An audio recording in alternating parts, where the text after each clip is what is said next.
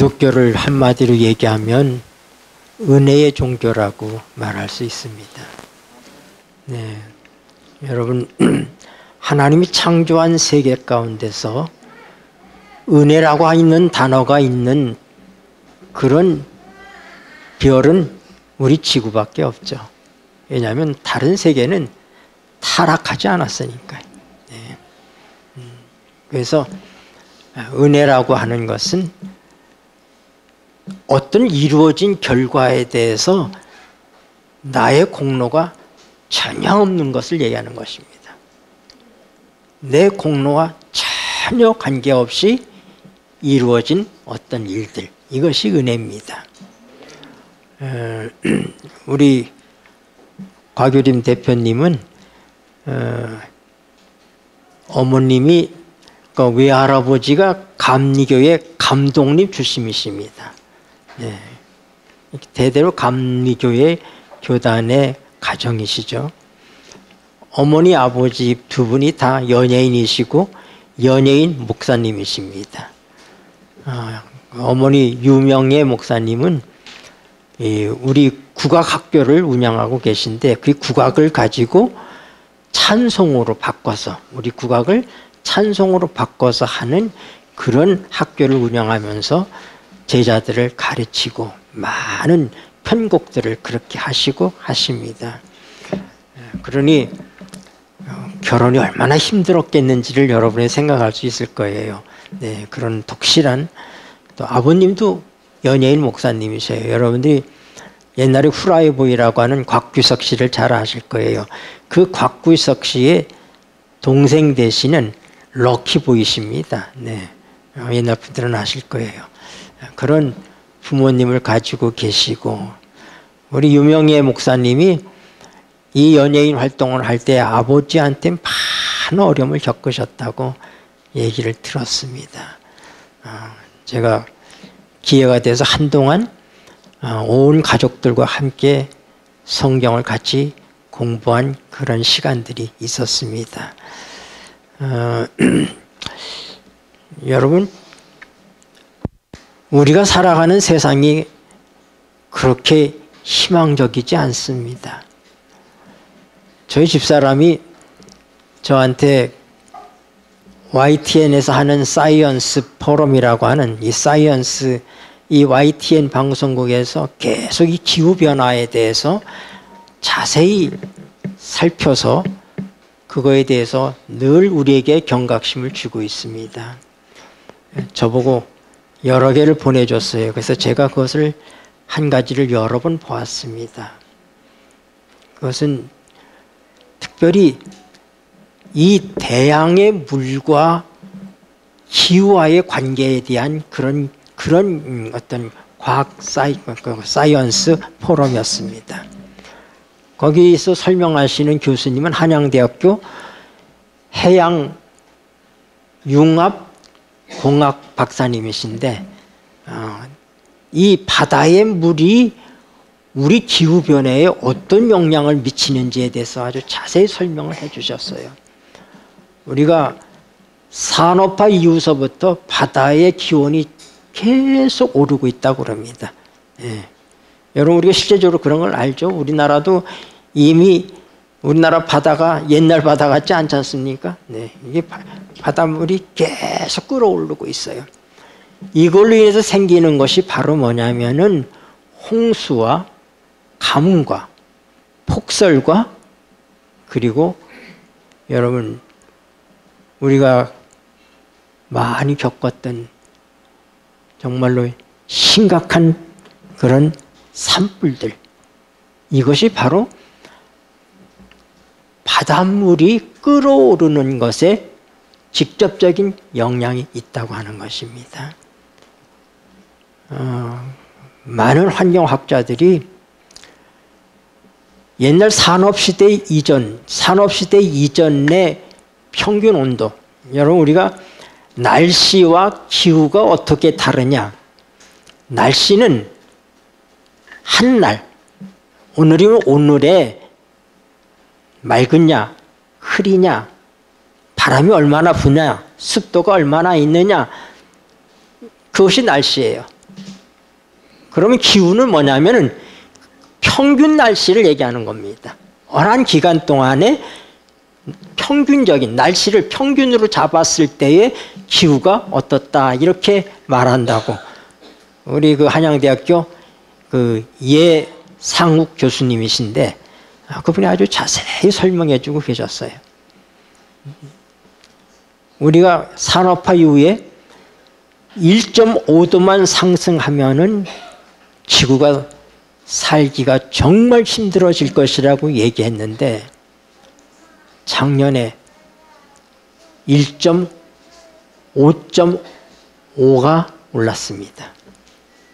이제 우리가 더 이상 인간의 노력으로는 버틸 수 없는 시점까지 지금 와 있는 겁니다. 여러분 우리가 금년에 얼마나 많은 산불들 또 비가 오지 않은 곳들에 폭우가 쏟아지고 그리고 비가 오던 곳들이 가뭄으로 인해서 시달리고 우리 이런 많은 어려움들을 그리고 눈이 안 오던 곳에 폭설이 내리고 하는 이런 일들이 기상의 이변들이 엄청나게 일어나고 있습니다.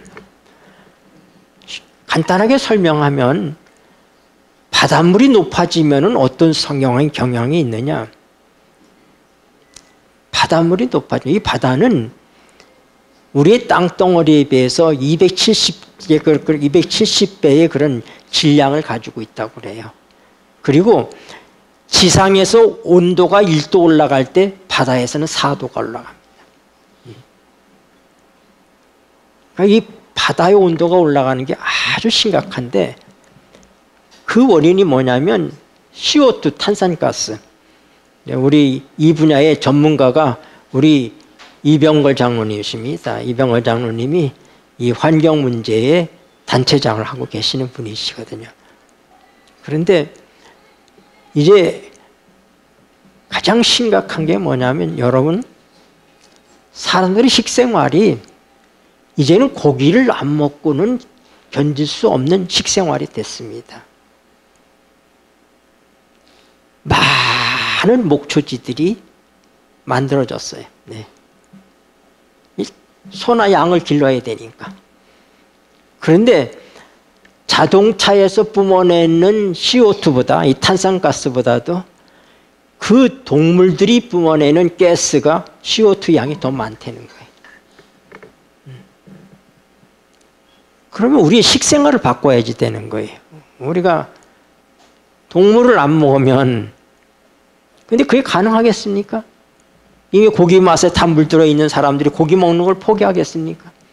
그러되 우리 희망이 없는 거예요. 그렇기 때문에 이 CO2 때문에 지구 온난화가 계속 되니까 북극에 있는 얼음들이 다 녹아내립니다. 시베리아의 얼음들이 녹습니다. 시베리아의 만년설이었던 지역들이 풀이 자라고 있어요. 눈이 다 녹아가지고. 그럼 옛날에는 이 태양이 내려쬐면은 이 만년설, 남극이나 이렇게 눈으로 덮여 있는 곳들에서는 태양이 내려쬐는 그 온도를 반사해서 도로 올려보냈다 이 말입니다. 근데 그게 다 녹으니까 어떻게 돼? 바닷물이 그 뜨거운 열을 그대로 흡수하는 거예요. 이걸로 인해서 어떻게 돼? 놀라운 자연재해들이 일어나고 있는 것입니다. 수많은 수증기들이 바닷물이 끓으니까 수증기가 하늘로 올라갈 거 아닙니까? 그들이 올라가서 천재지변을 일으키는 거예요. 이게 쏟아지지 않을 곳에 비가 쏟아지고 가뭄이 들고 우리 얼마 전에도 중국 산서성에 말할 수 없는 그런 이 비바람이 몰아치는 그런 일들을 인해서 뭐 700여 가구가 이재민이 나고 뭐 그런 얘기들을 우리 매스컴을 통해서 봅니다. 그러면서 거기서 뭐라 하냐면 한국도 멀지 않았다 그렇게 얘기하는 거예요. 한국도 그렇게 될 거다. 그리고 우리 한국 연안의 바다의 온도가 다른 지역의 바다의 온도보다 더 빨리 오르고 있다는 거예요. 이런 심각한 때에 우리가 살고 있습니다. 사람의 힘으로는 어떻게 해볼 수 없는 2023년 겨울 23년 12월서부터 24년 1월 2월 이렇게 겨울이 그러니까 지난 겨울이 아니라 그 전 겨울이죠. 역대 1위로 따뜻했습니다. 지구온난화 때문에. 그리고 비가 그렇게 많이 왔어요. 눈이 오는 게 비가 왔어요. 여러분들 다 겪은 것들입니다. 그걸로 인해서 하늘이 늘 흐리니까 일조량이 없는 거예요. 그래서 어떻게 과일 농사가 더 폭망하는 거예요. 우리 작년에 얼마나 과일값이 비쌌습니까? 이게 다 자연재해에서 오는 거예요. 그것이 바로 대양과 이 바닷물과 관련이 있다고 하는 거예요. 바다가 끓고 있다 이 말입니다. 네. 성경 누가복음 21장 25절에는 이런 말씀이 있습니다. 1월 성신에는 징조가 있겠고 땅에서는 민족들이 바다의 파도에 우는 소리를 인하여 혼란한 중에 곤고하리라. 26절에는 사람들이 세상에 임할 일을 생각하고 무소함으로 기절하리니 이는 하늘의 권능들이 흔들리겠음이니라. 2000년 전 주님께서 이 땅에 오셨을 때에 이 말세에 대해서 말씀해 주신 말씀이 오늘날의 우리의 상태를 그대로 말씀하고 있습니다.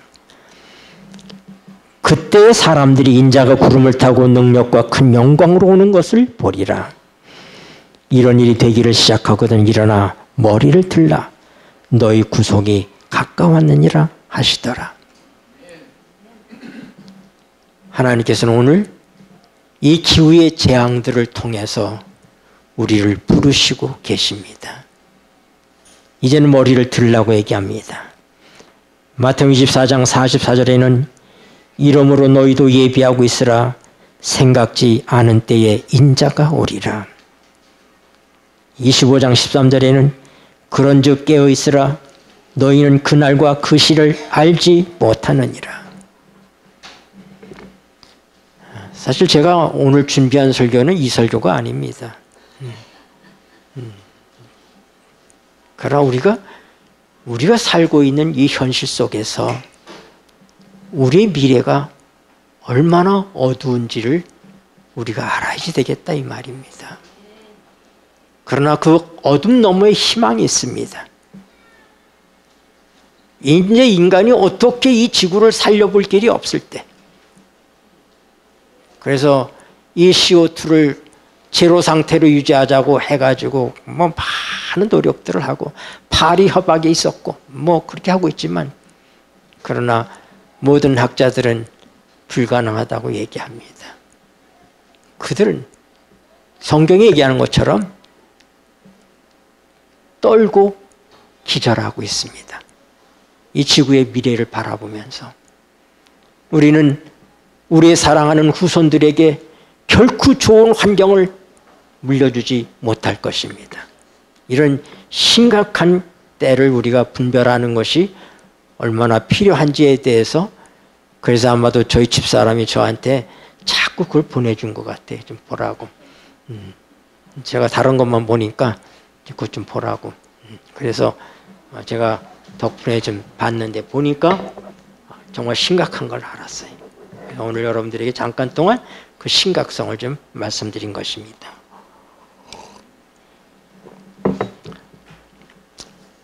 우리 마태복음 9장 9절 말씀 같이 보시겠습니다. 예수께서 읽겠습니다. 시작. 예수께서 거기서 떠나 지나가시다가 마태라는 사람이 세관에 앉은 것을 보시고 이르시되 나를 쫓으라 하시니 일어나 쫓으니라. 네, 제가 좋아하는 그런 한 가곡이 있습니다. 꿈길이라는 그런 가곡인데, 그 유명한 황진이의 시입니다. 황진이가 그 시를 썼는데 한문이잖아요. 그 시가. 그냥 그거를 김안서 선생님이 그걸 번역을 했고 우리 김성태 선생님이 작곡을 했습니다. 그래서 꿈길밖에 길이 없어 꿈길로 가니 그님은 나를 찾아 길 떠나셨네. 그 뒤엘랑 밤마다 어긋나는 꿈 같이 떠나 노중에서 만나들 지고 꿈길밖에 길이 없어 꿈길로 가니 이런 노래예요.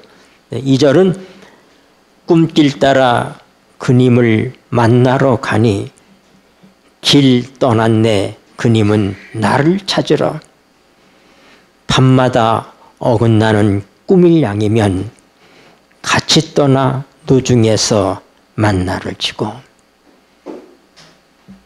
인간의 역사는 만남의 역사입니다. 여러분 우리 대학생 선교회 CCC를 창립하신 김중곤 목사님이 한 번은 어느 절간을 방문하게 됐습니다. 그런데 거기서 한참 얘기를 하는데 주지 스님하고 얘기를 하는데 주지 스님이 조용히 부르더니 이렇게 부탁을 하는 거예요. 목사님, 서울에 가시면 꼭 우리 아들을 좀 만나 주십시오. 그리고 우리 아들을 꼭 예수를 믿게 해주세요. 주지 스님이 그렇게 얘기하는 거예요. 그래서 김중곤 목사님이 아니 당신은 주지 스님인데 왜 아들을 스님을 만들지 않고 크리스찬이 되게 합니까? 아, 저는 어쩌다 보니 이렇게 됐습니다. 그러나 우리 아들은 절대적으로 예수를 믿어야지 됩니다. 여러분, 그 주지 스님은 잘못된 만남을 통해서 잘못된 인생을 살아가지만 그러나 그의 아들은 그렇게 살게 해서는 안 되겠다고 그가 생각하고 예수님을 만나게 해달라고 그렇게 부탁을 하더랍니다. 여러분 우리는 우리 아버지와 어머니의 만남을 통해서 우리가 태어났습니다. 우리의 존재자가 뭐예요? 아버지와 어머니의 만남에서부터 시작해요. 또 우리는 우리의 선생님들, 우리의 스승들을 통해서 오늘 여기 우리 김영가 집사님, 우리 김영가 집사님은 국어 선생님이신데 그 옆에 지금 제자가 앉아 있어요. 오늘 특별히 제자를 초청해서 같이 오셨습니다. 아까 우리 곽유림 대표님이 10분밖에 못 잤다고 그랬는데 하나님께서 저도 어저께 한숨도 재워주시지 않더라고요. 저는 10분은 고사하고 한숨도 못 잤어요. 네. 그래서 하나님이 안 재워주시니까 책은 많이 읽었습니다. 네. 책은 많이 읽고 기도도 하고 그렇게 해서 밤을 샜습니다. 다행히 못 부르는 찬양을 빠른 시간에 부르게 해줘서 감사합니다. 지금은 제가 막 졸리거든요, 사실. 네. 근데 아까는 그 시간만 해도 좀 정신이 들어있었기 때문에 목소리는 좀 잠겼지만은 하나님께 찬양을 올려드릴 수 있었습니다.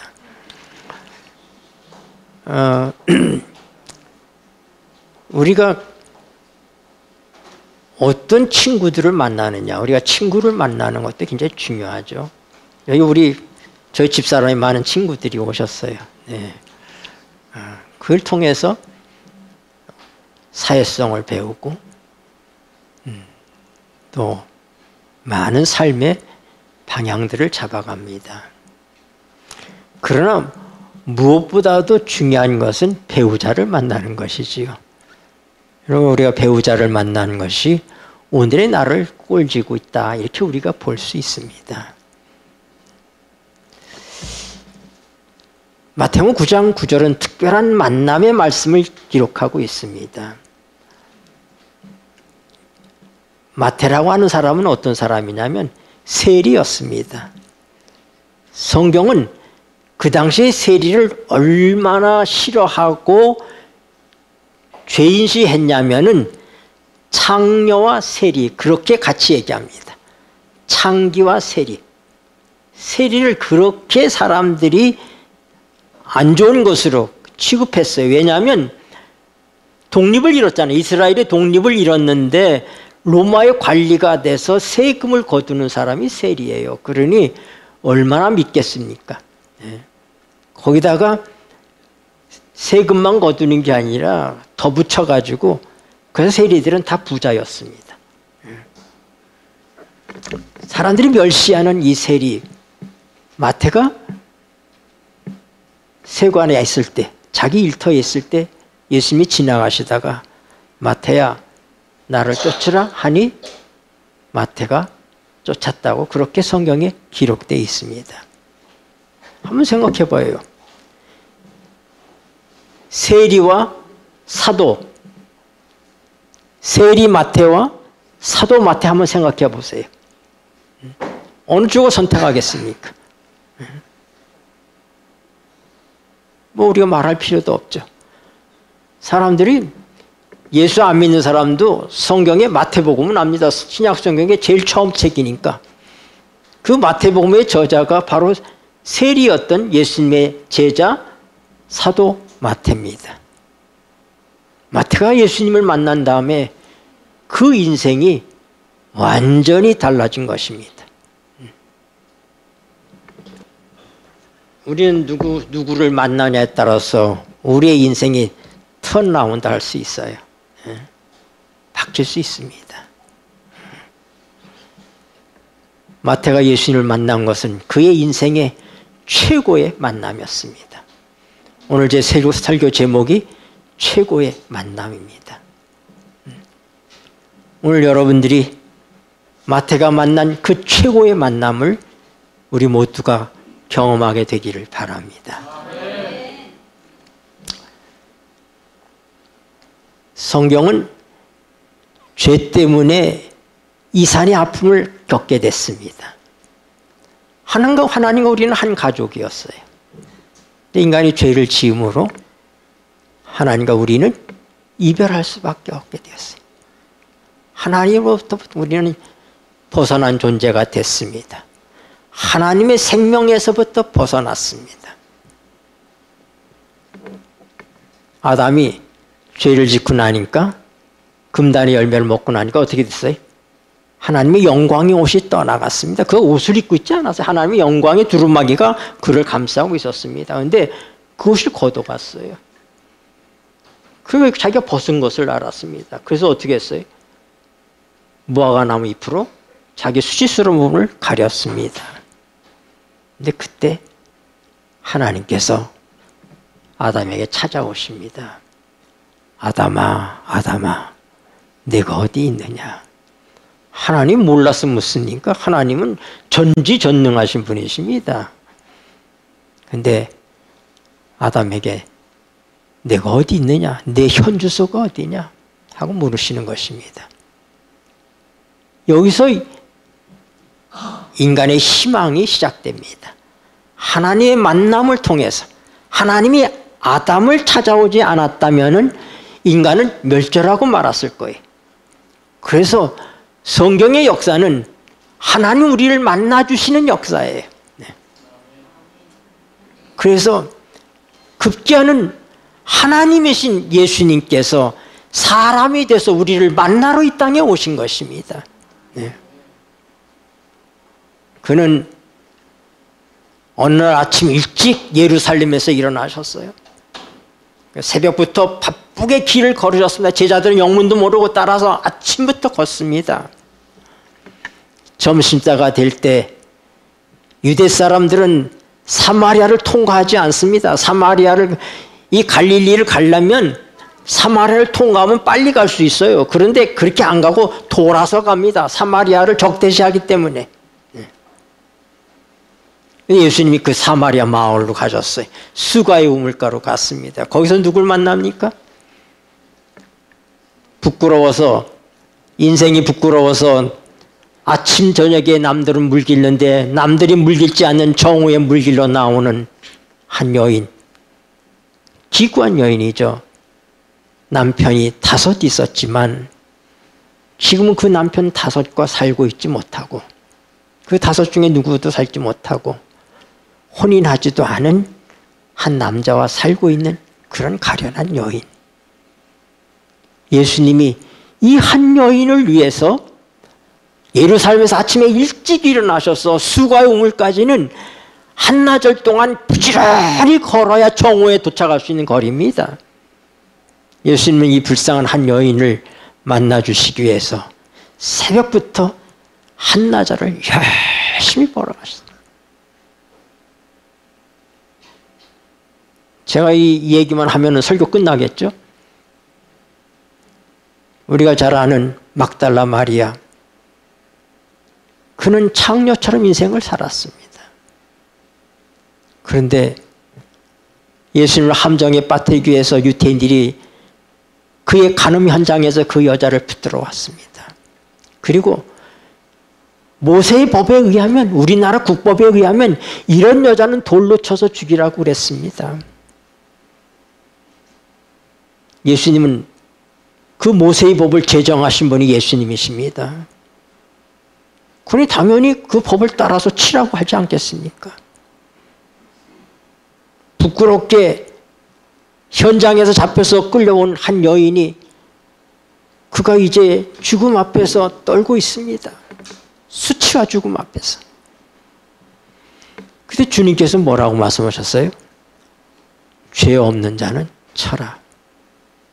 치지 말라고 하신 것이 아니에요. 쳐라. 근데 죄 없는 자가 쳐라. 다 도망갔어요. 그리고 예수님이 하신 말씀이 뭐라고요? 나도 너를 정죄하지 아니하노니 다시는 죄를 짓지 말라. 너를 정죄하던 자들이 어디 있느냐? 주여 아무도 없습니다. 이 여인을 정죄할 수 있는 유일한 사람은 예수님밖에 없습니다. 예수님 우리의 심판장이시거든요. 그분만이 죄가 없으십니다. 그러나 그분께서 뭐라고요? 나도 너를 정죄하지 아니하노니 다시는 죄를 짓지 말라. 우리는 그 막달라 마리아가 어떻게 인생이 변했는지 성경을 통해서 우리는 너무도 잘 알고 있습니다. 그는 예수님이 살았을 때 그의 전 재산을 들여서 향유를 사서 그 옥합을 깨뜨려 예수님께 부어드린 여인이 바로 그 여인입니다. 38년 동안 중풍병자로 고생하던 사람, 아무도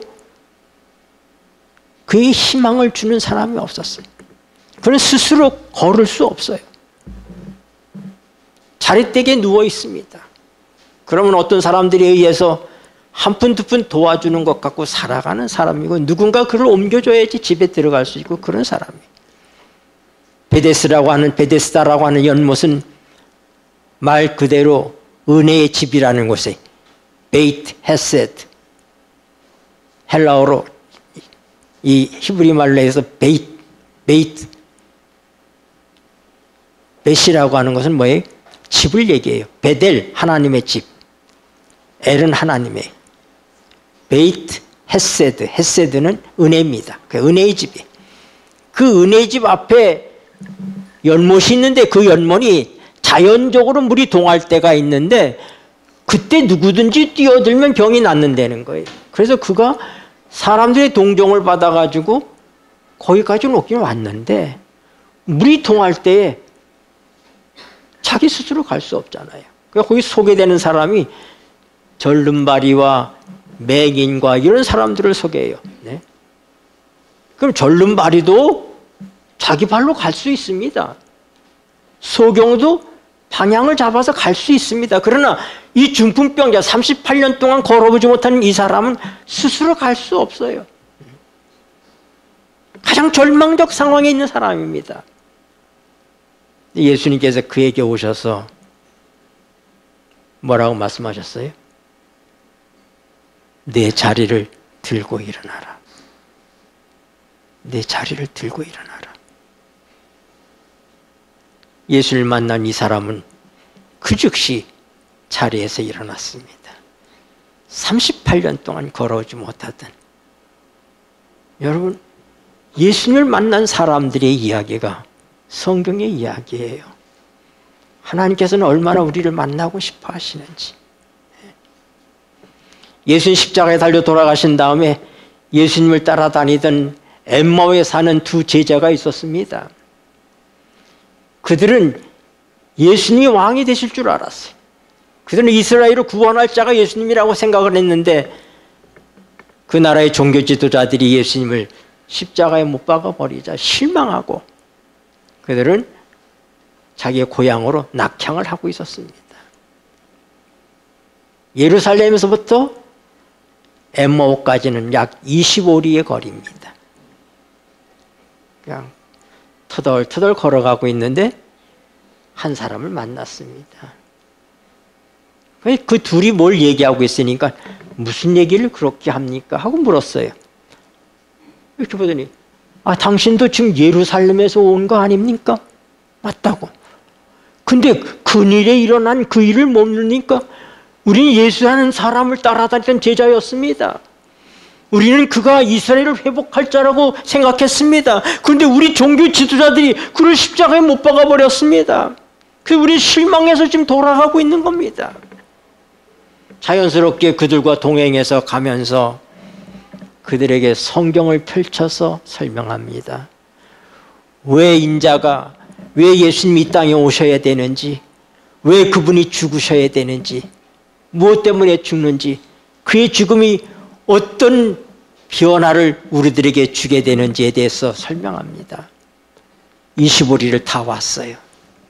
그들이 집에 들어가는데 날은 저물어 가니까 그들이 너무 고마워서 자기 집으로 모셨습니다. 강권했다고 그랬어요. 그래서 거기서 함께 식사를 하려고 조촐한 음식이 나와 있는데 예수님이 손을 들어서 이렇게 축사하시는데 익숙이 보던 모습이, 그들 아마 그 손의 못자국을 봤을 겁니다. 주님, 그동안 눈이 가려서 그분을 몰랐지만 주님하고 그들이 부르짖을 때 주님께서 모습을 감추셨습니다. 주님이 부활한 걸 그들이 몰랐어요. 그들이 밥상 차리는 거 다 두고 그 길로 오르막길인 예루살렘을 향해서 달려갑니다. 다른 제자들에게 그 소식을 전하기 위해서.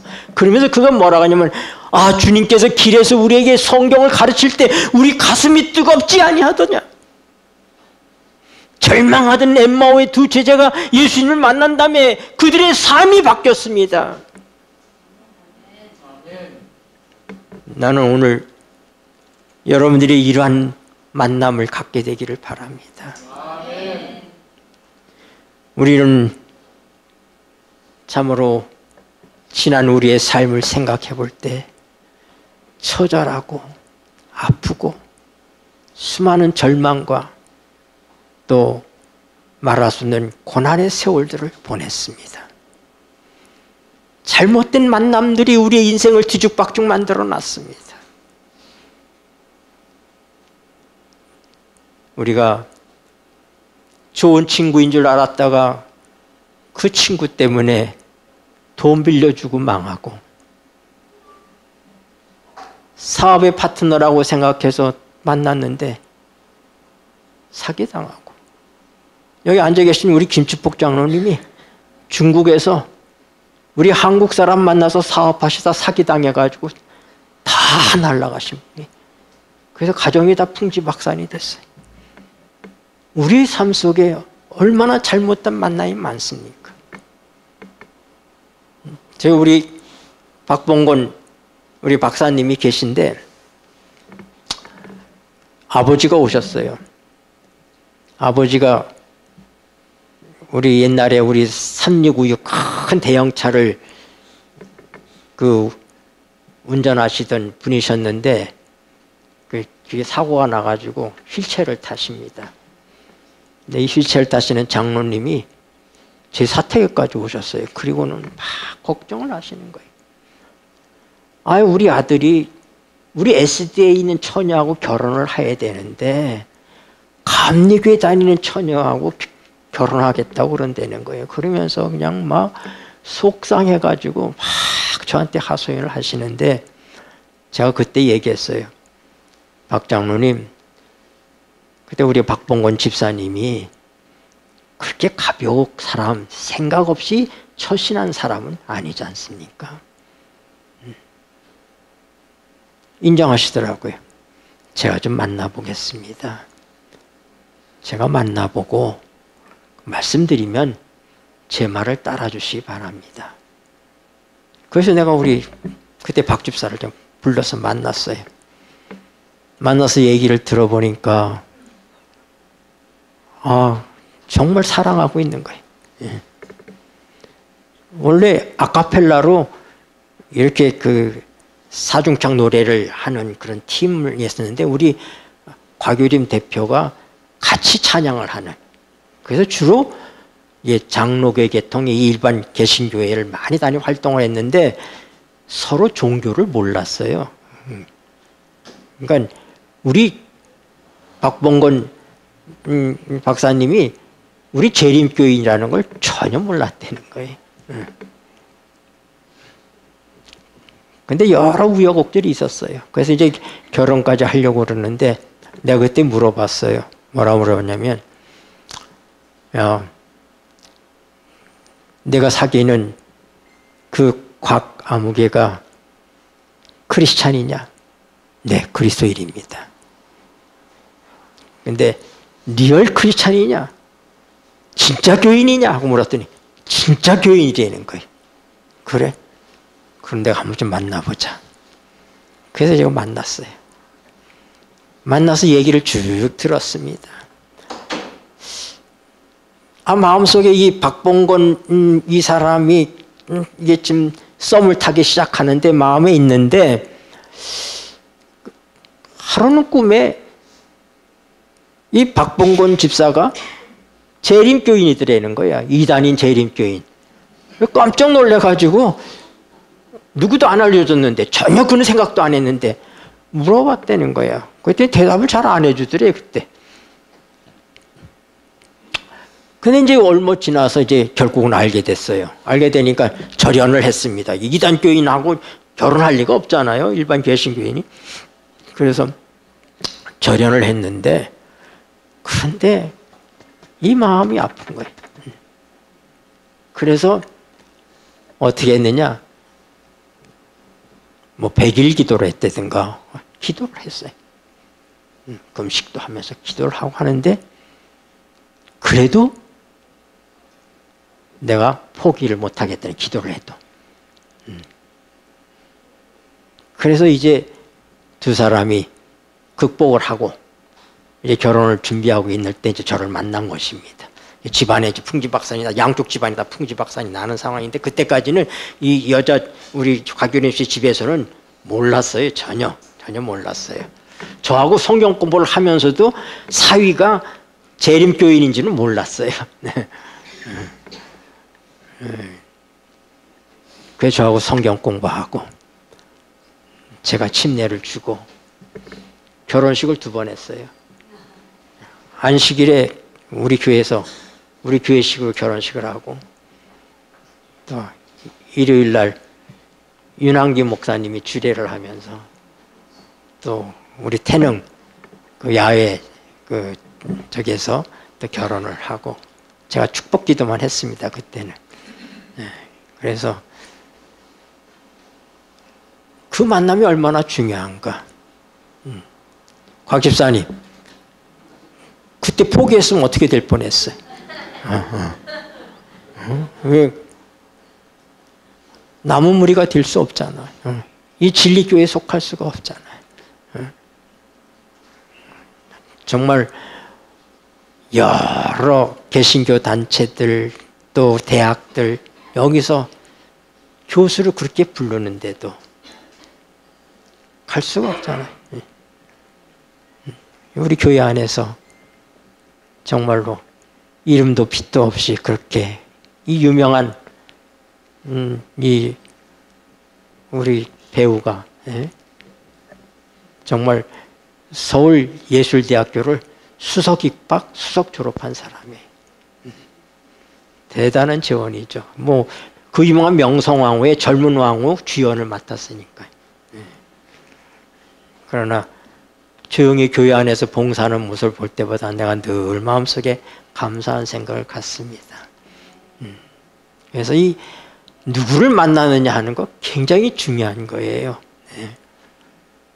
근데 여러분 이제 시간이 지나갔기 때문에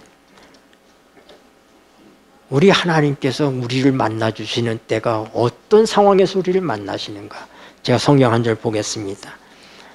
로마서 5장 6절입니다. 우리가 아직 연약할 때 계속 시작. 우리가 아직 연약할 때에 기약대로 그리스도께서 경건치 않은 자를 위하여 죽으셨도다. 네, 여러분 우리가 아직 연약할 때에, 여기 말이 연약할 때인데 제가 여러 성경을 봤어요. 그랬더니 킹 제임스 버전에는 yet without strength, 아직 힘이 없을 때, 무기력할 때. 확대 성경 앰플리파이드는 yet in weakness, 아직 연약할 때. 리빙 뉴 테스트먼트에는 utterly helpless, 전혀 속절없을 때, 전혀 도움밖에 받을 길이 없을 때. RSV는 yet helpless, 아직 아무런 도움을 받을 수 없을 때. NIV에는 still powerless, 여전히 힘이 없을 때. NSV에는 still helpless, 여전히 속절없을 때, 도움을 받을 길이 전혀 없을 때. 그때 우리 주님께서 우리를 위해서 죽으셨습니다. 그런 상황에 있는, 우리가 그럴듯해서가 아니라 전혀 그렇지 않은 우리를 위해서 그분이 우리를 만나시고 우리를 살리시기 위해서 이 땅에 오신 것입니다. 8절은 이렇게 얘기합니다.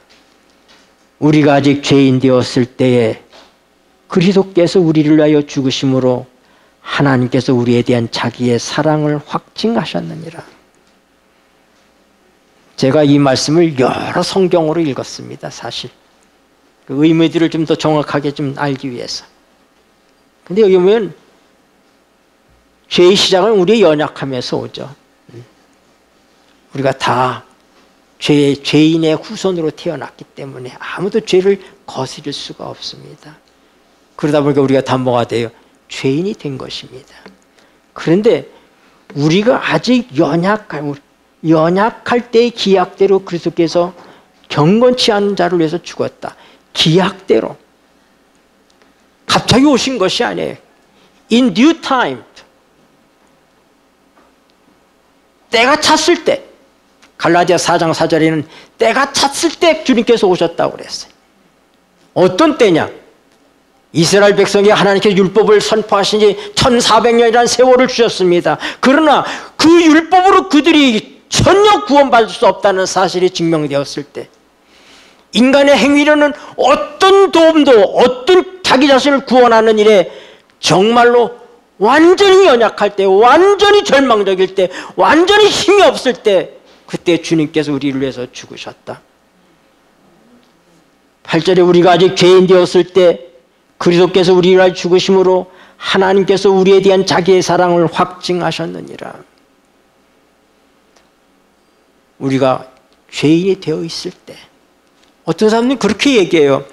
예수님이 우리를 위해서 십자가에 죽으셨기 때문에 하나님께서 우리를 사랑하시는 것이다. 아닙니다. 전혀 아닙니다. 이 구속 사업은 아버지 하나님께서 주장하시는 것입니다. 아버지 하나님의 사랑이 그의 아들을 우리에게 보내신 것이지, 아들이 우리를 위해서 희생했기 때문에 하나님 우리를 사랑하시는 거 아닙니다. 우리가 그분과 원수 되었을 때에 하나님께서 그 아들을 우리에게 내어주심으로 아버지가 우리를 어떻게 사랑하신지를 확증하셨다고 얘기하고 있습니다. 10절에는 더 기가 막힙니다. 곧 우리가 원수 되었을 때에, 여기 쓰는 말들이 다 뭐냐면 영어로는 while이라고 썼어요. 그러니까 우리가 원수로 지내고 있는 동안, 이런 얘기예요. 우리가 죄인으로 지내고 있는 동안, 우리가 연약해 있는 동안, 다 이런 얘기예요. 그러고 있을 때, 하나님과 원수로 지내고 있을 그때, 그 아들의 죽으심으로 말미암아 하나님으로 더불어 화목되었은즉 화목된 자로서는 더욱 그의 살아심을 내하여 구원을 얻을 것이니라.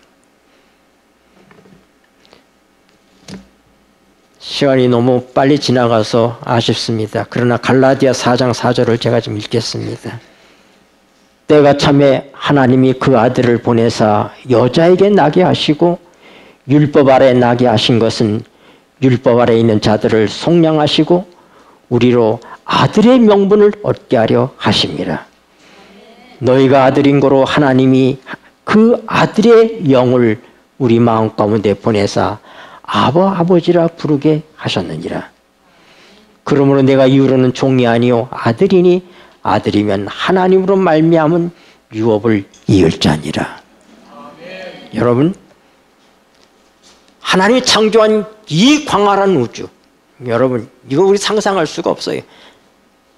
우리가 가지고 있는 팔로마에 있는 만원경이나 그리니시 천문대의 만원경으로다가 이 우주를 그렇게 보며 말입니다.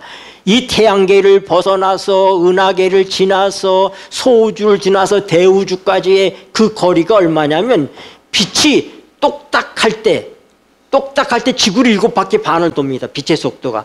이 빛의 속도로 1년을 가는 거리를 1광년이라고 그래요.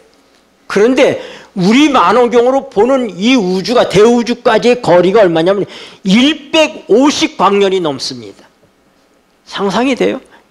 이렇게 광활한 우주를 창조하신 하나님, 타락하지 않은 세계가 많이 있습니다. 이 태양계는 우리밖에 없지만 수많은 태양계들이 은하계 속에 속해 있고 소우주 안에는 수많은 은하계들이 들어있고 대우주 안에는 그 수많은 소우주들이 들어있습니다. 네. 그런데 어느 성에 어느 별에 하나님이신 예수님께서 가셔서 똑같은 입장에서 산 그런 별나라가 있습니까? 없습니다. 타락한 이 지구를 위해서 하나님이신 예수님께서 아들이 되셔서 오셨습니다. 그는 이 땅에 계실 때 늘 자기를 소개할 때 인자라고 얘기했어요. 사람의 아들이라고 얘기하셨어요. 때가 차서 그가 이 땅에 오셔서 우리를 위해서 여자에게 나게 하시고, 예수님은 여자의 후손입니다. 남자의 후손이 아닙니다. 모든 인생은 남자의 후손이지만 예수님은 여자의 몸만 빌려서 남자와 상관없이 오신 하나님의 성령으로 잉태해서 오신 우리의 구세주이십니다. 그리고 그는 아들이 되셨습니다. 그래서 어떻게 해요? 우리에게 아들이 되게 했다고요. 히브리서 1장에 보면은 천사는 하나님께서 내가 너를 낳았다 한 일이 없다고 그랬어요. 아들이 아니라는 거예요. 그러나 우리만 아들입니다. 우리를 하나님의 영원 아들로 만드시기 위해서, 그렇게 우리를 만나주기 위해서 주님이 땅에 오신 것입니다.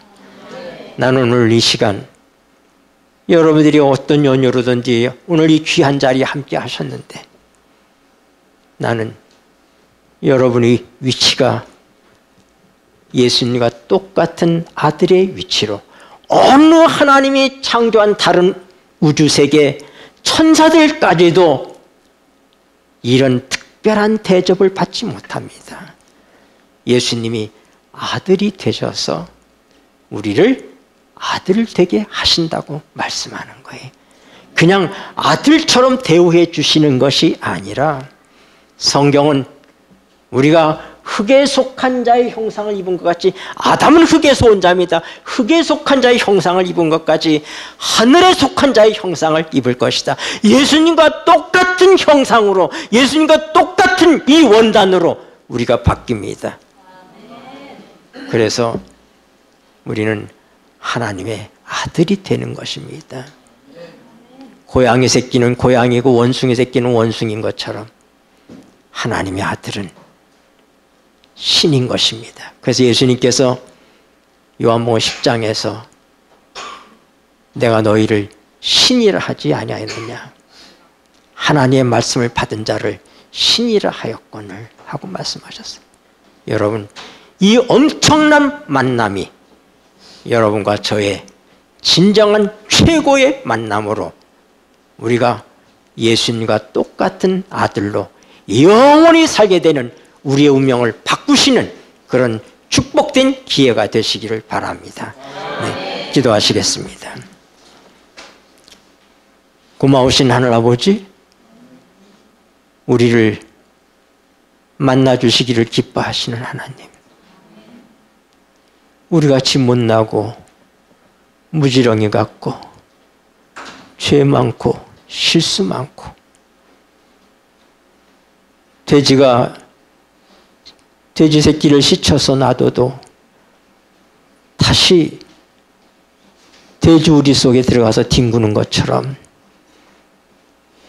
그렇게 우리의 모습이 늘 주님을 실망시키지만 그때마다 우리에게 다가오셔서 우리를 일으켜주시고 우리를 용서하시고 우리를 만나주시고 아들이라고 말씀해 주시고 내가 너의 맏형이다. 너는 나의 형제들이다.